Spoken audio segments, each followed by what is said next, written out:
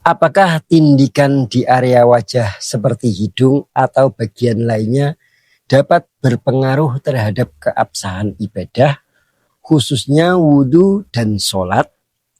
Apakah ada perbedaan hukum antara tindikan permanen dan yang tidak permanen? Bismillahirrahmanirrahim. Pembahasan ini mencakup dua hal utama. Pertama, hukum menindik bagian wajah menurut pandangan fikih, khususnya pendapat para ulama. Kedua, status keabsahan ibadah seseorang yang memiliki tindikan di wajah, terutama terkait wudhu dan sholat, serta apakah ada ketentuan khusus yang harus dipenuhi agar ibadahnya tetap sah. Dalam khazanah fikih, hukum menindik bagian tubuh untuk berhias bagi perempuan telah dibahas oleh para ulama. Imam Ibnu Qudamah, seorang ulama besar dari mazhab Hanafi, menyatakan bahwa menindik hidung atau bagian tubuh lainnya diperbolehkan bagi perempuan muslimah selama hal itu merupakan kebiasaan di masyarakat setempat dan tidak menimbulkan bahaya. Beliau menyatakan, amma thaqbul anfi aw ghairihi liwati halqin fa idza kanat adatan nisa'il muslimati tahalli bidzalik fa innahu yajuzu qiyasan ala thaqbil udhun bi jam'i wujud hajati ta'iyah ila dzalika wa hiya at-tazayyun lakin bi syarti adami tarattubid darar. Artinya, adapun menindik hidung atau bagian tubuh lainnya untuk memakai anting atau perhiasan sejenis, maka jika hal itu sudah menjadi kebiasaan wanita muslimah dalam berhias, hukumnya boleh. Ini dianalogikan atau dikiaskan dengan menindik telinga, karena keduanya sama-sama dilakukan untuk tujuan berhias. Namun dibolehkan dengan syarat tidak menimbulkan bahaya atau madarat.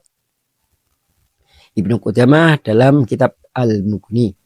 Ada dua alasan tindik di area wajah diperbolehkan. Pertama, karena dikiaskan atau dianalogikan dengan menindik telinga. Kedua, karena adanya kebutuhan perempuan untuk berhias. Selanjutnya, menindik bagian tubuh seperti hidung tidak termasuk dalam kategori taghyiru khalqillah atau merubah ciptaan Allah yang terlarang selama dilakukan dalam batas-batas yang diperbolehkan.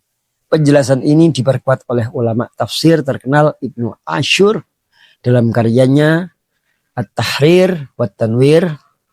Beliau menulis, walaysa min taghyiri khalqillah at-tasarrufu fil makhluqati bima adzinallahu fihi fa innal khitana min taghyiri khalqillah walakinnahu li fawaida sahihah wa kadzalika khuliqa sya'ru li fawaidi daf'i ba'dil adrar wa kadzalika thaqbul adzan linnisa liwatil aqrad wa tazayyun.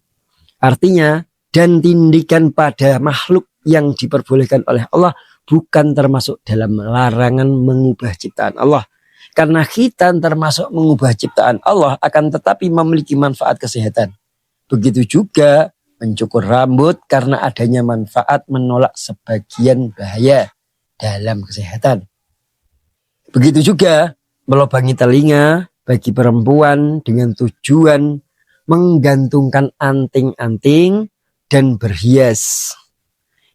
Ibnu Ashur dalam kitab At-Tahrir wa Tanwir jilid 5 halaman 205. Namun hukum ini bersifat khusus bagi perempuan. Adapun bagi laki-laki, menindik wajah atau telinga termasuk dalam bentuk tasyabuh atau menyerupai perempuan yang dilarang. Imam Ibnul Abidin menyatakan, Thaqbul udhuni li ta'likil qarti min zinatin nisa fala yahillu lidzukur.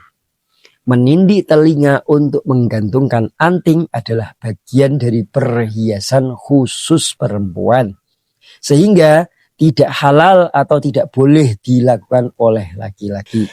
Hasyiah Ibnul Abidin ala Radil Mukhtar jilid 6 Shahifah 460. Masuk ke bagian yang kedua, bagaimana hukumnya status wudhu seseorang, terutama perempuan yang memiliki tindikan di wajah Dalam fikih salah satu syarat sah wudhu adalah sampainya air ke seluruh bagian anggota wudhu. Oleh karena itu, jika ada benda yang menempel atau menutupi kulit sehingga air tidak bisa menyentuhnya, maka hal tersebut dapat membatalkan keabsahan wudhu. Imam Al-Bakri Ad-Dimyati menyatakan, alla yakuna 'alal 'udwi ha'il ay jirmun kathif yamna'u wusulal ma'i lil basyarah bainal ma'i wal magsul. Tidak boleh ada penghalang pada anggota wudhu.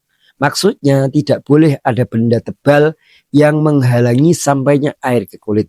Jadi antara air dan anggota tubuh yang harus dibasuh tidak boleh ada sesuatu yang menjadi sekat atau lapisan penghalang. Ya Anatul Talibin jilid 1 halaman 45. Dalam hal ini, logam tindik dapat dipersamakan dengan cincin dalam pembahasan fikih. Ulama madhab Syafi'i seperti Syekh Sulaiman Al-Bujairami menjelaskan bahwa apabila cincin menutupi bagian jari hingga air tidak sampai ke bawahnya, maka wajib untuk melepasnya. Namun, jika cukup dengan menggerak-gerakannya agar air masuk, maka tidak perlu dilepas.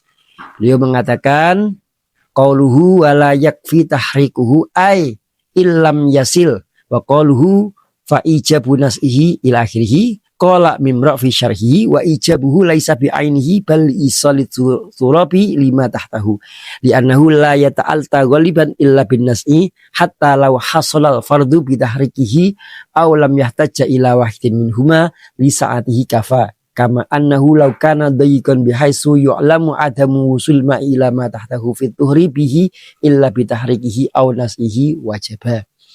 Artinya ucapannya tidak cukup hanya menggerakkan maksudnya jika air tidak sampai ke kulit. Dan ucapannya maka wajib melepaskannya dan seterusnya. Syekh Muhammad Ramli dalam syarahnya berkata, kewajiban melepas itu bukan karena benda itu sendiri, tetapi karena harus menyampaikan air atau debu dalam tayamum ke bagian di bawahnya. Sebab pada umumnya hal itu tidak bisa dilakukan kecuali dengan melepasnya.